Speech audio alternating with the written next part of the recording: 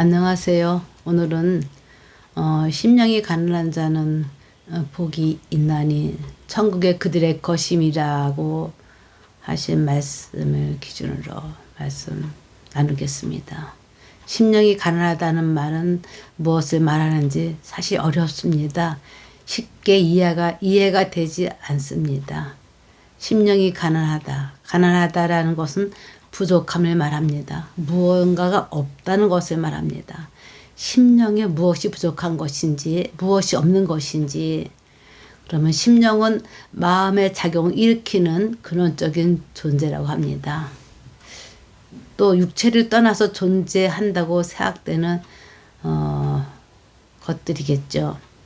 여기서 가난하다는 말은 헬라어로 푸토코스라고 하고 이는 극빈자, 산산이 부러진 자라는 뜻입니다. 그렇다면 우리 크리스천들은 모두 가난한 사람이 되어야 한다는 얘기일까요? 그런데 예수님은 가난한 사람이라고 말하지 않고 심령이 가난하다고 하셨습니다. 심령에는 우리가 생각하는 물체나 경제적 가치를 말할 수 있는 것은 없습니다. 오늘 성도님들은 당신의 심령을 들여다보시기 바랍니다. 저는 가진 것이 너무 많다는 것을 알게 되었습니다. 욕심도 많고 사랑하지 못하는 마음, 거친 말투, 약간 지배적인 말투, 온화하지 못한 말투, 마음, 어느 때나 나 자신을 나타내는 말들, 이런 저는 심령이라고 말을 할지 습성이라고 말을 할지 모르겠지만 저는 가진 것이 너무 많았습니다. 왜 예수님은 심령이 가난한 자라고 말씀하셨을까요? 그러고 보면 예수님은 우리 속사람을 보신다는 것입니다. 우리를 외모로 보는 것이 아니라 속사람을 보신다고 했습니다.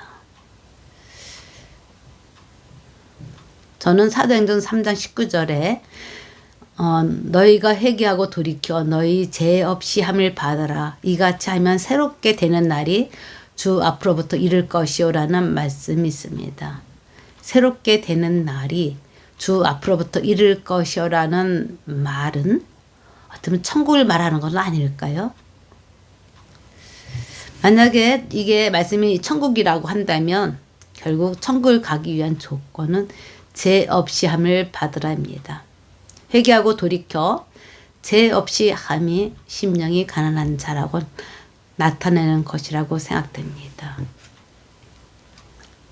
죄가 없다는 것, 심령이 가난한 것과 죄에 대한 문제라면 죄가 무엇일까요? 저는 사탄의 세력의 본질이라고 생각합니다. 죄 없이 함을 받으라는 것은 결국 사탄의 수하에 있지 말라는 것입니다. 또 마태복음 5장 10절을 보면 의를 위하여 박해를 받는 자는 복이 있나니 천국이 그들의 것이라고 했습니다. 심령이 가난한 자, 또 천국이 그들의 것이고 의를 위하여 박해를 받는 자에게도 천국이 그들의 것이라고 했습니다. 심령이 가난한 자, 의를 위하여 박해를 받는 자에게 똑같이 천국의 그들의 것이라고 했습니다. 우리가 죄 없는 삶으로 의로운 삶을 살려고 하는데 우리를 박해하는 자가 누구일까요? 박해하는 자는 제3자일 수도 있습니다만 이렇게 살고자 하는 나를 박해하는 자가 바로 나라면 어떻게 하십니까? 물론 예수님 당시 백성들은 가난했으므로 그들에게 복이 있으라는 말씀이라고 하는 해석도 있습니다. 예수님이 설교 말씀하시는 곳에 예수님을 따르는 많은 사람들이 모여 있었습니다. 당시 거기에 모인 사람들은 이미 심령이 가난했다고 합니다.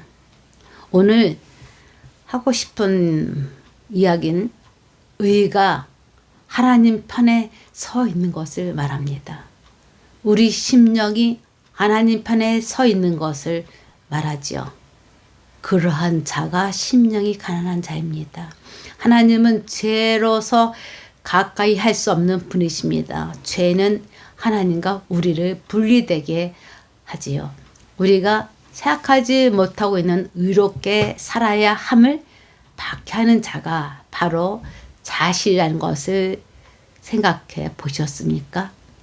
우리를 의에서 멀어지게 하는, 또 우리로 하여금 하나님 아는 것을 대적하는 자가 누구입니까?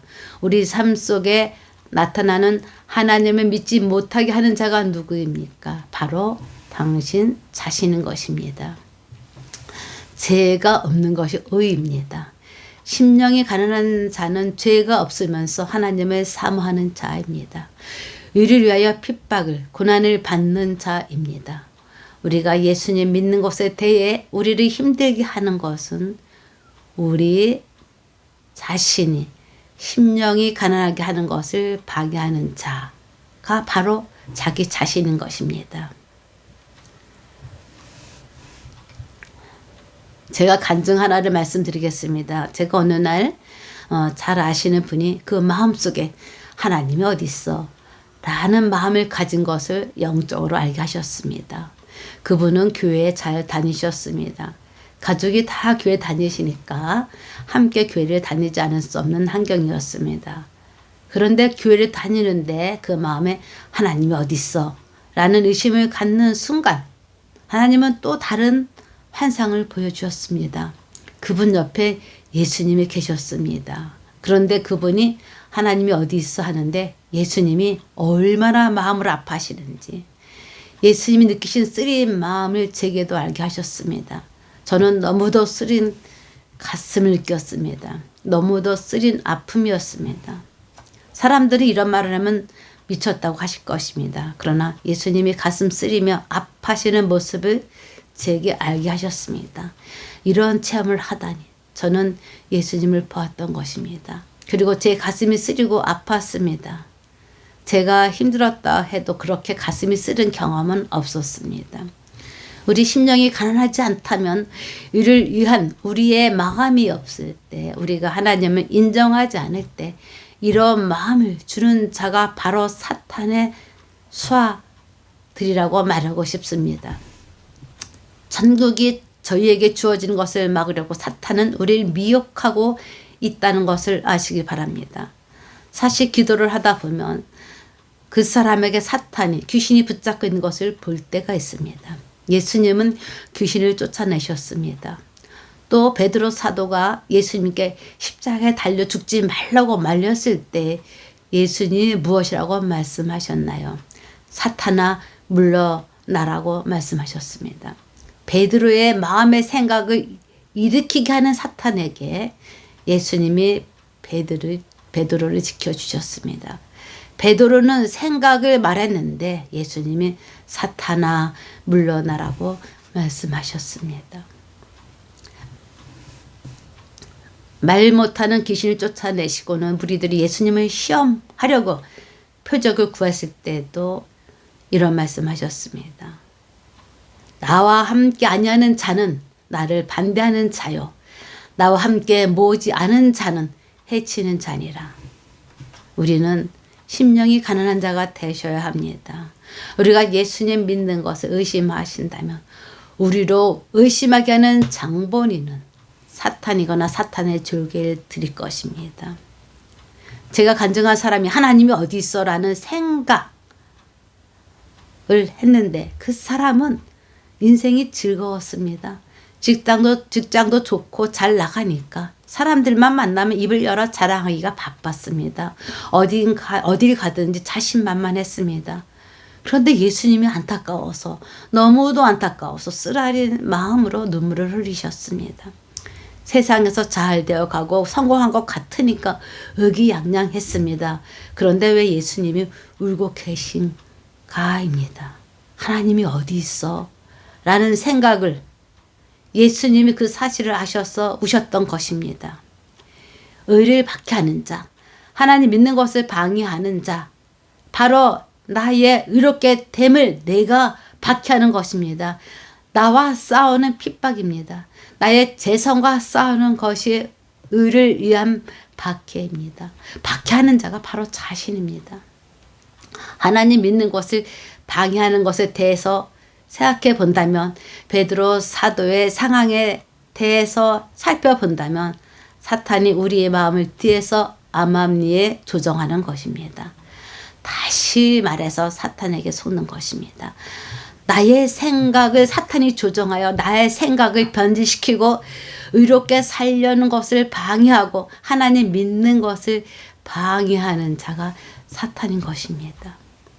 중국의 기독교인들과 북한의 기독교인들은 상상하기 힘든 핍박을 받고 있다는 것을 우리는 동영상을 통해 보고 있습니다. 너무도 힘든 그분들을 위해 기도하지 않은 것을 회개합니다. 저는 그런 핍박을 피할 자신이 없습니다. 그러함에도 의를 위한 핍박, 예수를 믿는 것을 방해하는, 의롭지 못하게 하는 자가 바로 당신이라는 것, 당신을 알고 계십니까?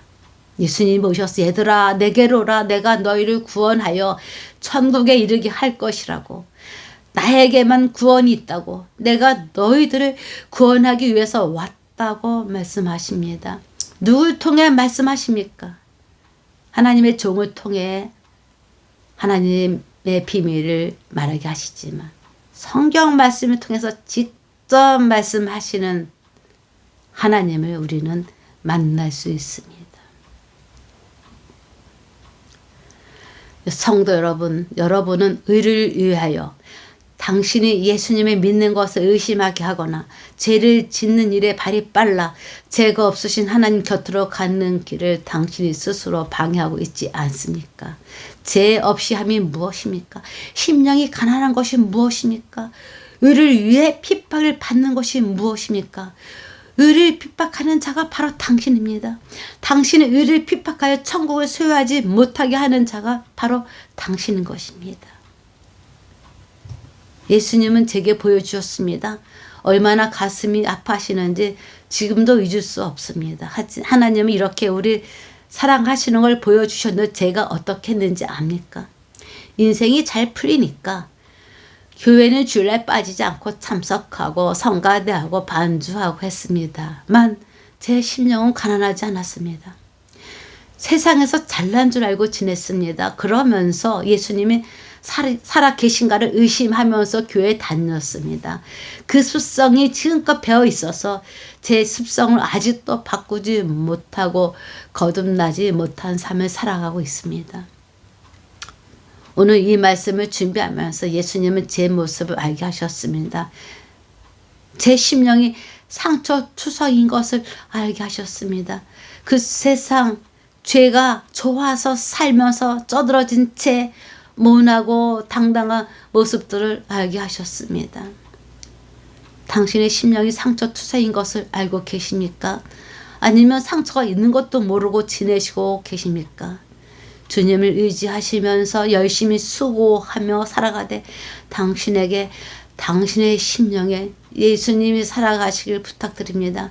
당신 스스로가 의를 위해 살고자 하는 심령을 박해하지 마시길 부탁드립니다. 다 같이 기도하겠습니다. 살아계신 하나님, 우리는 교회 생활을 열심히 하고 있습니다만 우리 심령 속에 예수님이 정말로 살아계셔? 내 속에 하나님이 살아계신 확신이 없는 교회 생활을 하는 것을 고백합니다. 하나님, 우리의 심령을 주관하신 주님, 사탄이 베드로처럼 예수님이 어디 있어라고 의심하지 말게 하시고 또 예수님 십자가에 못 박혀 돌아가시지 말라고 말하게 한 베드로처럼 그런 사탄의 조정 가운데 속지 아니하고 성경 말씀을 통해서 하나님 직접 내가 살아있다, 내가 너희를 구원하기 위해서 왔다는 말씀이 살아서 우리 심령을 가난한 자게 되게 도와주시옵소서. 하나님, 우리는 할 수 없습니다. 죄를 떠나 살 수 없습니다. 그래서 우리 죄를 해결하시기 위해서 예수님이 십자가에 못 박혀 돌아가셨습니다. 우리가 예수님을 통하여서 죄를 회개하면서 구원받기를 바랍니다. 예수님 우리 속에 오셔서 우리 심령을 돌아보시고 우리를 주의 성령을 통해서 의롭게 사는 삶을 살게 도와주시길 예수님의 이름으로 기도드렸습니다. 아멘.